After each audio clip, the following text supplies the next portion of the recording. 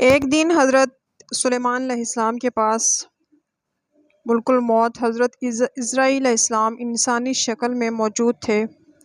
اس وقت حضرت سلیمان علیہ السلام کا ایک وزیر بھی ان کے پاس بیٹھا ہوا تھا۔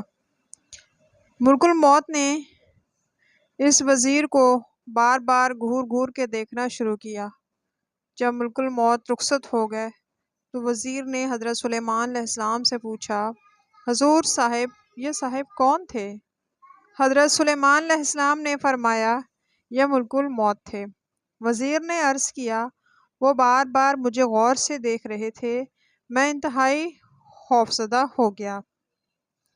مہربانی فرما کر ہوا کو حکم دیجیے کہ مجھ کو کوئی فی الفور بوماس کے جزیرے میں پہنچا دے۔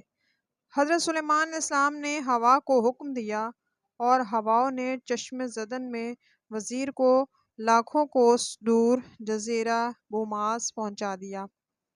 وزیر نے جو ہی جزیرے پر قدم رکھا، ملک الموت نے اس کی روح قبض کر لی۔ کئی روز بعد ملک الموت پھر حضرت سلیمان علیہ السلام کی خدمت میں حاضر ہوئے۔ حضرت سلیمان علیہ السلام نے اپنے وزیر کا قصہ بیان کیا تو ملک الموت نے کہا، اس روز جو میں اس شخص کی طرف بار بار دیکھ رہا تھا تو اس کی یہی وجہ تھی۔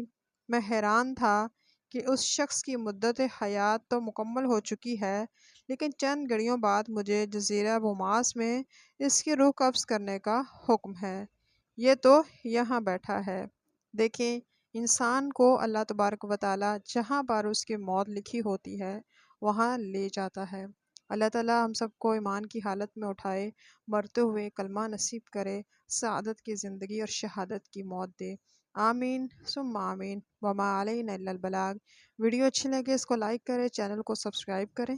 صدق اللہ العظیم۔